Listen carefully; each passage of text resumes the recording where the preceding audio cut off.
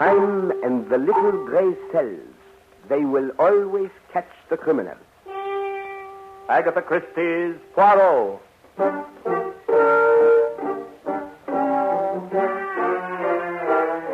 From the thrill-packed pages of Agatha Christie's unforgettable stories of corpses, clues, and crime, Mutual now brings you, complete with bowler hat and magnificent mustache, your favorite detective, Hercule Poirot, starring Harold Huber in Rendezvous with Death.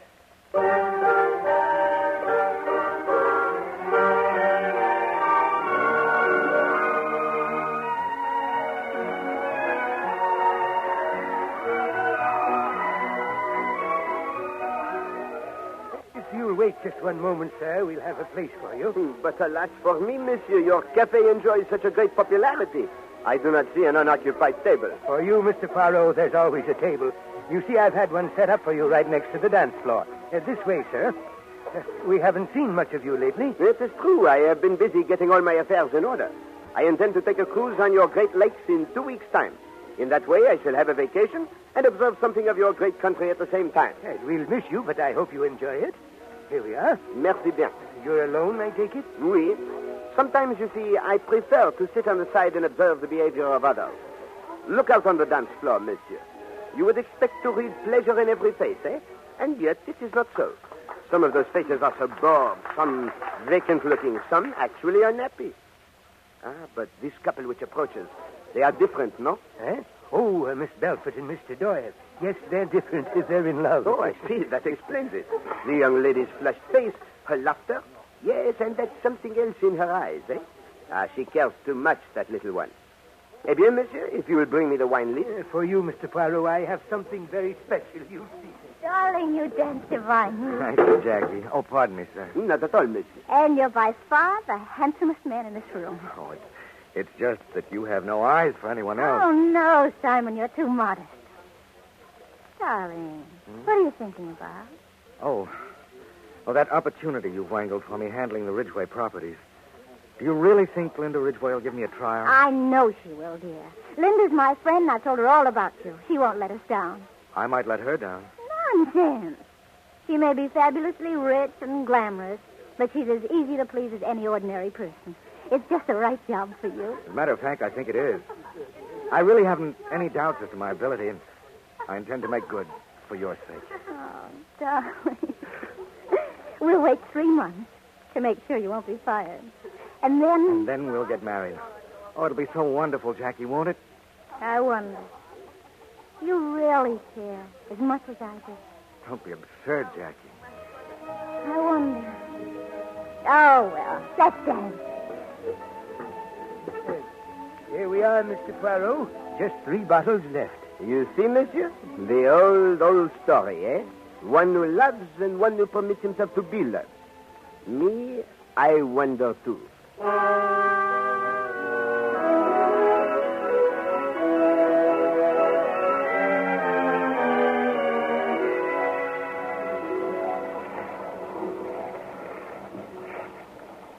Pardon, mademoiselle. What is...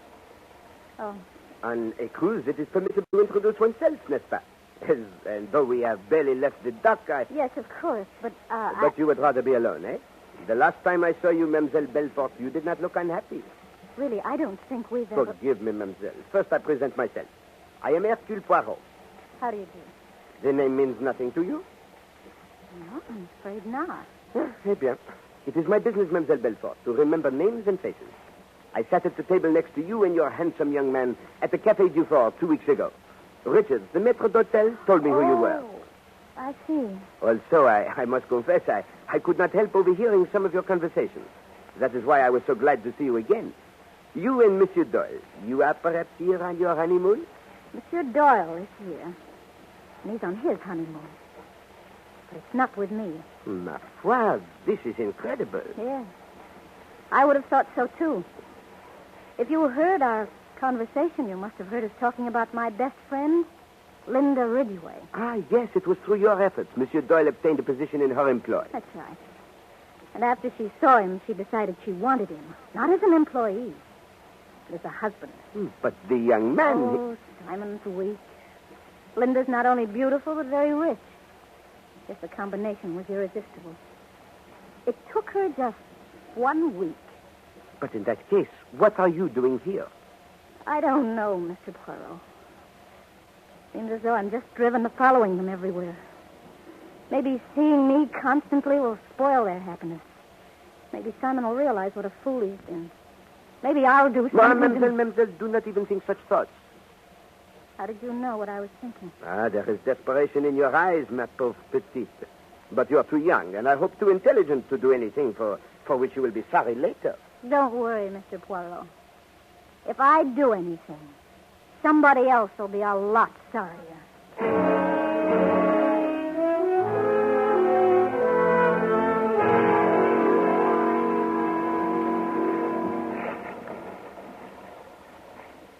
Come on, Linda. Let's go forward to the sun deck. You could use a burn, you know. You look so pale. Oh, it's wonderful here on the ship, Simon, away from her. For the first time in days, I feel free. So glad, darling. Why should she persecute me? Why does she follow me? Follow us, wherever we go. Just staring and staring. I couldn't help it, Simon, could I? I couldn't help loving you, and you're loving me. Jackie's a queer sort, Linda. She'll get over it. Simon! Oh, no, not again. What is it, Linda? There, by the rail, Jackie. Good Lord. Simon, I'll go mad, I know it. She's driving me mad. Linda, get hold of yourself. She's coming this way. I'm going back. No, we've got to face her. We've got to show her we're not afraid. Yes, dear, I guess you're right. Hello, Linda. We seem always to be running into each other. How are you? Hello, Simon. You're looking well. Though not as well as last week. Oh, Jackie, we didn't expect to see you here. Didn't you? I thought I'd surprise you. Simon. Oh, Simon, what can we do?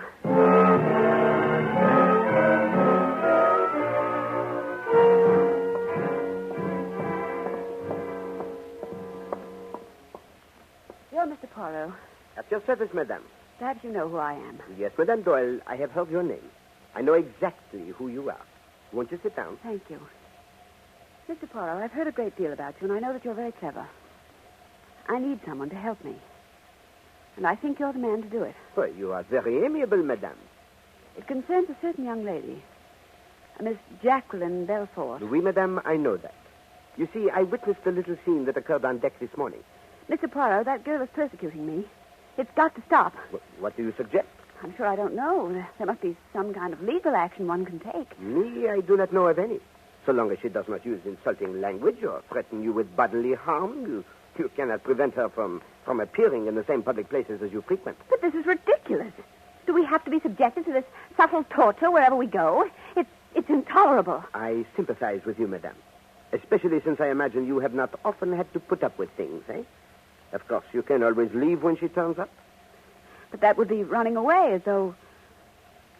Exactly, madame. As though you were guilty, eh? What? Yes, madame. That is why you cannot tolerate Miss Belfort. You have a feeling of guilt. How dare you? You are beautiful, madame. You are rich, you are clever, and you have charm. You could have restrained that charm when you met Monsieur Doyle, but you chose not to. And so you, who had everything, took everything from your friend. Mr. Poirot, let's not talk about the past. The question is, what can be done now? I, Madame Doyle, can do nothing. Jackie has threatened us. She's threatened to... Well, to kill us both. I see. I did not know that. Then you will act for me. No, madame. I have already spoken with Miss Belfort. I'm afraid there is nothing I can do in that direction. But I must tell you this, madame. The situation is full of difficulty and danger for all three of you.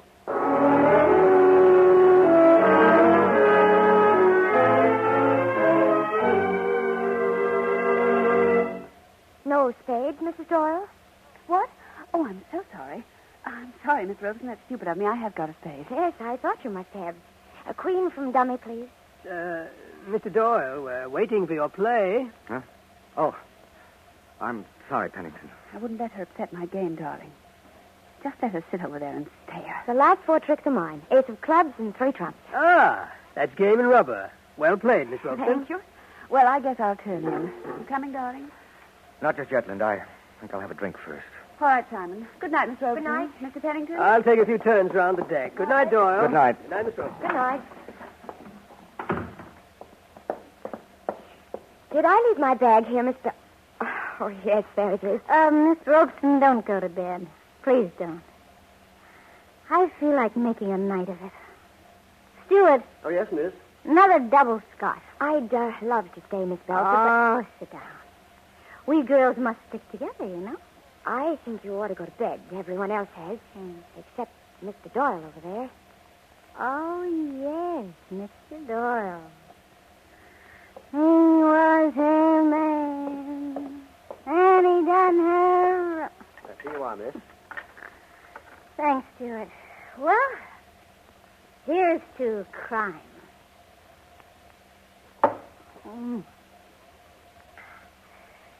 Miss Robeson, Cornelia, tell me about yourself. There's nothing to tell, really. You're a happy sort of person, aren't you? I wish I were like you. Do you? I suppose everyone considers the next person a little happy. I remember... Excuse me. Simon, ring the bell. I want another drink. The stewards have gone to bed. It's after midnight. I tell you, I want another drink. You've had quite enough drinks, What Jackie. business is it of yours? None. What's the matter, Simon? You afraid? I really think I should go. Oh, no. Stay, Cornelia. You know what Simon's afraid of? He's afraid I'm going to tell you the story of my life. Oh. Well, see, he and I were once engaged. Really? Yes. It's a very sad story. Go to bed, Jackie. You're drunk. Afraid of a scene, aren't you? Better get out of here quickly. Because I'm going to talk. I'm going to talk a lot. I told you, Simon, I'd kill you rather than see you go to another woman. Jackie, get hold You of didn't yourself. think I meant it, did you? You're so wrong. I've only been waiting. You're my man. Do you hear? I'll shoot you like a dog. Jackie, no, put that like down. a dirty dog you are. Jackie! Mr. Pennington, come quickly. She shot him. Simon, your leg is bleeding. Right through your... I didn't mean it, Simon. I didn't really mean it. I should never have kept the gun with me. Doyle. Is it bad? My leg. I'll be all right. Please, Pennington, for pity's sake, don't say anything about this to anyone, especially to Linda. Where's the gun? She kicked it under the sofa. Oh, Lord, I wish I were dead. I'll kill myself. I'd be better off dead. Miss Robeson, get her to her cabin. Pennington will help you. Stay with her until the nurse gets there. And Pennington, after you send the nurse for Jackie, bring the doctor here for me. I don't like the way my leg's bleeding.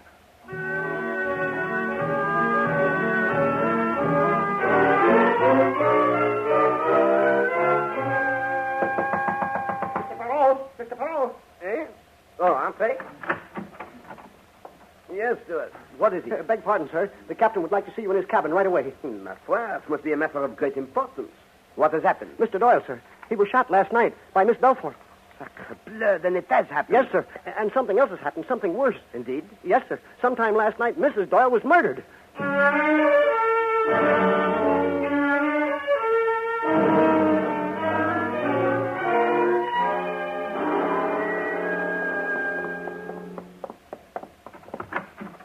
All right, Stuart, you can wait outside. Just happened. Well, Mr. Poirot, there she is. Doctor said death was instantaneous. She was killed between 12 and 1. Bullet entered behind the left ear and lodged in the brain. Oui, oui. A bullet from a small caliber gun held at very close range. Yes, but no one heard the shot. Well, that is not surprising, monsieur. The explosion would be scarcely noticeable above the sound of the engines. She was probably asleep when the murderer entered. Ah, to destroy such beauty, one must have a very powerful motive, eh? I presume nothing has been touched. That's right. The room is just as we found it. Observe, Captain. Here, on the floor. A compact with the initial J on it. Precisely. The letter J. I must inform you, Captain, that Madame Doyle had a very dangerous enemy on board this ship. Mademoiselle Jackie Belfort. Belfort? Do you mean to stand there and tell me, Poirot, that this Belfort woman shot Simon Doyle, then murdered Linda Doyle and left her compact on the floor? Why, that's incredible. Is it, monsieur? Perhaps no. Mademoiselle Belfort is high-strung and nervous. She is a type who might make such a mistake. Well, then what are we waiting for?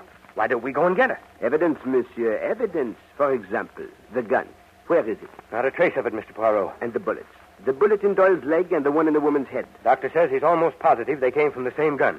You see, after Doyle was taken to the infirmary, he sent Pennington back to get the gun from under the sofa. And? It was gone. Ah. What's that you're doing? I am merely observing these two bottles of nail polish. One is marked red plum, the other rosebud. Madame Doyle wore the red plum last night. Oh, but these rosebuds, sacre nom, the odor is atrocious. It smells not of the rose, but of vinegar. Yes, that's all very interesting, Mr. Poirot, but we've got a murder here on our hands. Are you making any headway? Oh, mon Dieu, I see you expect miracles from Hercule Poirot. I do not deal in them, monsieur. All I can do is employ the little gray cells. Oh, and what do they tell you? Many things, monsieur.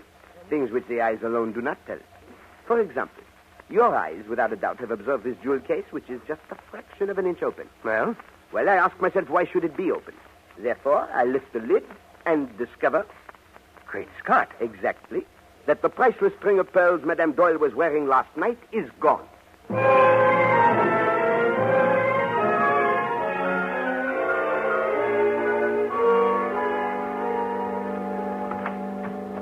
morning, Captain. Morning. Mr. Poirot. Good morning, nurse. How is Mademoiselle Belfort? She's still sleeping. I see. You gave her something, for the nerves? Yes, I gave her a morphine injection.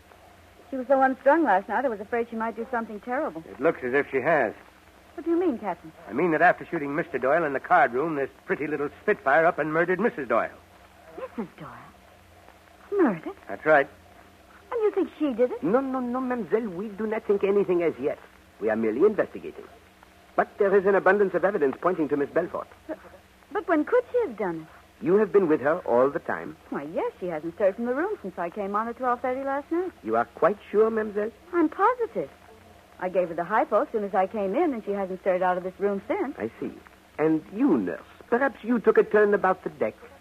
I beg your pardon, sir. When I'm in charge of a patient, I don't go out strolling. Forgive me, mademoiselle. I did not mean to offend. Alors, monsieur le capitaine, what do you say now, eh? It begins to seem Mademoiselle Belfort may not be guilty after all. Why not? She might have done it before the nurse got here.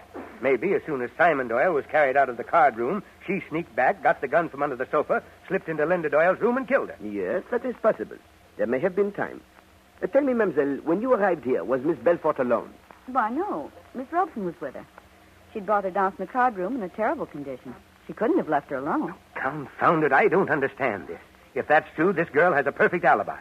She was in the card room when Linda Doyle left, and she was with Miss Robeson every minute after that until the nurse took over. Oui, I am beginning to think we must exclude Miss Belfort from our calculations. You mean... But how about all the evidence against her? The compact, and the fact that her gun was used. It is possible, Captain, that someone else wished to point suspicion at Miss Belfort. Someone who saw what occurred in the card room, someone who had heard her threats. Miss Robeson was there, and of course Mr. Pennington came right in, but... Oh, that's ridiculous. What possible motive could either have? You are forgetting the matter of the pearls. The pearls, of course. I'd forgotten about them. Oh, come on. We'll search Pennington's cabin. An excellent idea, but first we will have a few words with Mademoiselle Robeson. You see, Captain, I have observed something about that young lady that intrigues me very much. Okay, if that's how you want it. Oh, nurse, let me know when Miss Belfort wakes up. Yes, Captain. What gets me, Mr. Poirot, is what happened to the gun. Where has it disappeared? Well, that is simple. It was thrown overboard. But the question is, why has it disappeared? What do you mean? If the murderer was at such pains to point suspicion at Miss Belfort, why did he not leave Miss Belfort's gun in Madame Doyle's room? Well, that's... Oh, hello, Doctor. How's Mr. Doyle? Well, the bone is badly fractured. I'm afraid of an infection. He's running a little fever. Oh, that is a pity. Doctor, tell me, how long after the shooting of Simon Doyle did you and Pennington arrive in the card room? I guess about 5 minutes. He must have been in agony while he waited. He could not move? Doyle? Out of the question. With that leg, he couldn't have dragged himself 2 foot. And certainly not without leaving a trail of blood. You can count him out, Poirot. Apparently. That unfortunate one, his alibi is written in blood.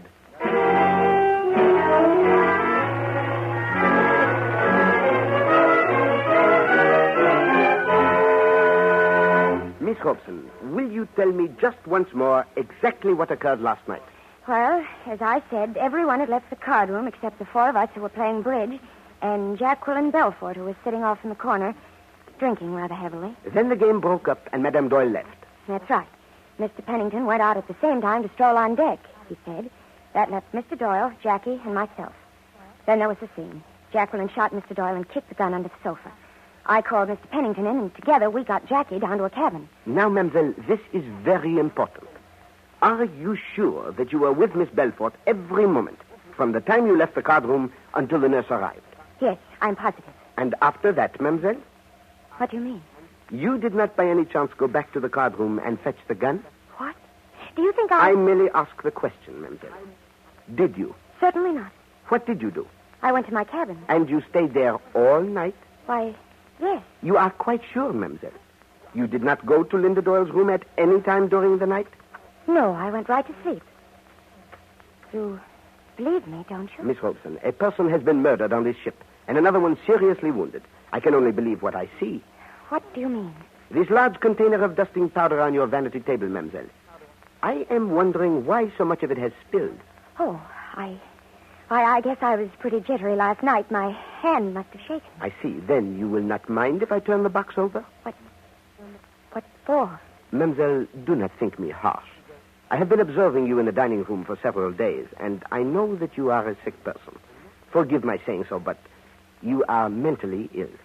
You know that? Oui. I have seen you slip into your purse a pair of silver tongues and several other objects. I am sure you are aware, Miss Robeson, that you are a kleptomaniac? Yes, I know.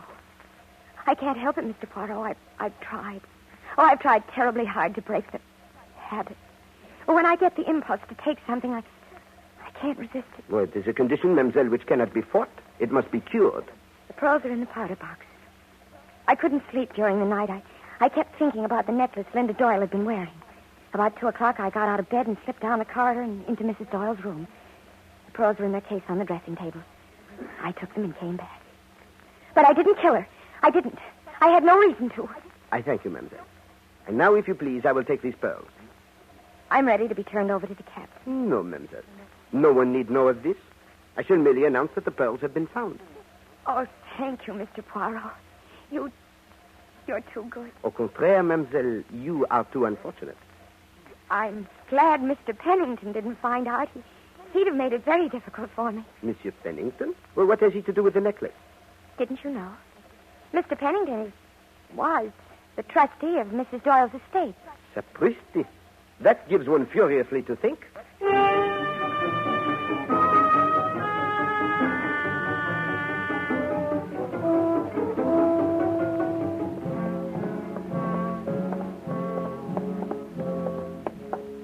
Doctor says Doyle's coming along all right now. I am pleased to hear that, Captain. Where do we stand, Mr. Poirot? That's what I want to know. We don't seem to be making any headway. I'd like to solve this thing before we dock. You may calm yourself, Captain. The case is solved.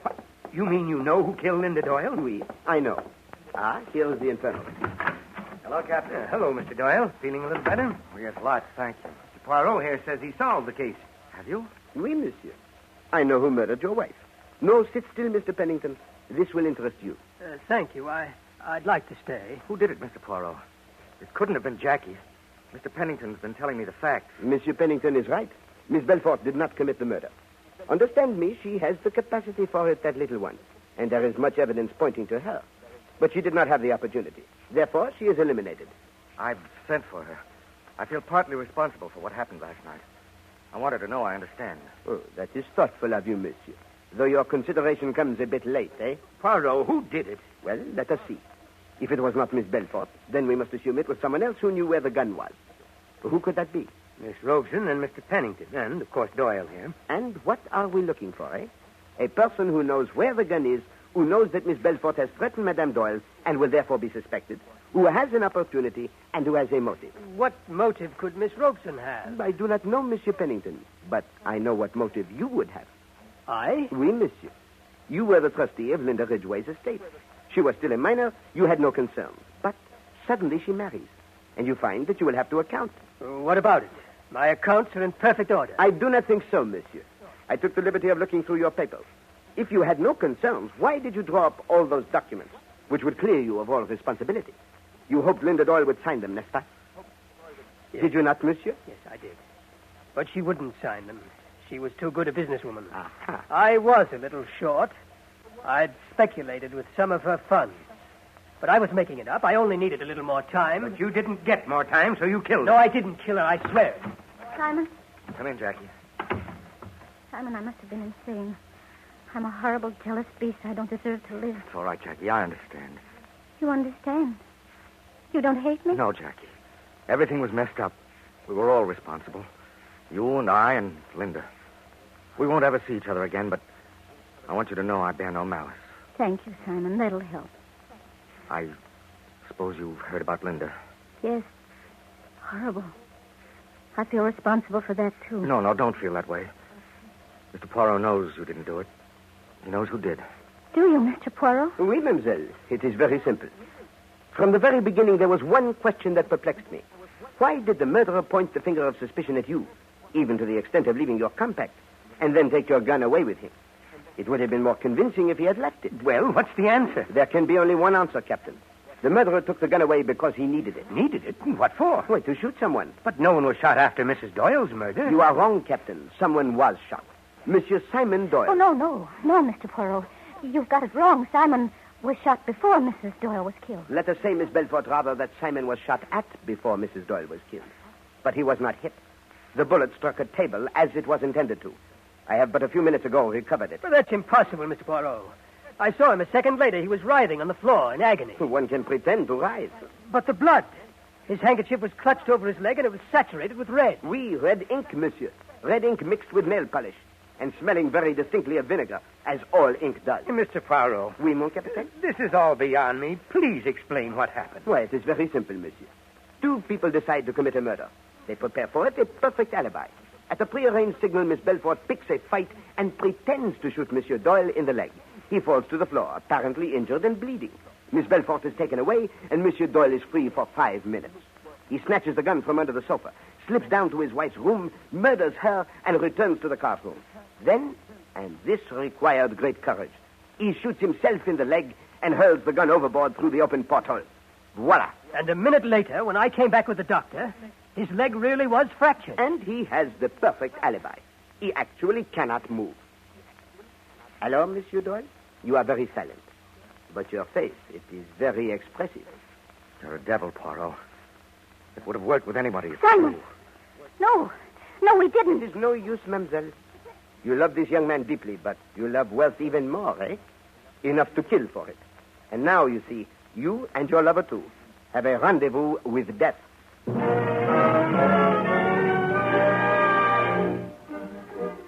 Be sure to listen at the same time next week when Agatha Christie, America's favorite mystery writer, brings you her favorite detective, Hercule Poirot, in The Deadest Man in the World. This is the Mutual Broadcasting System.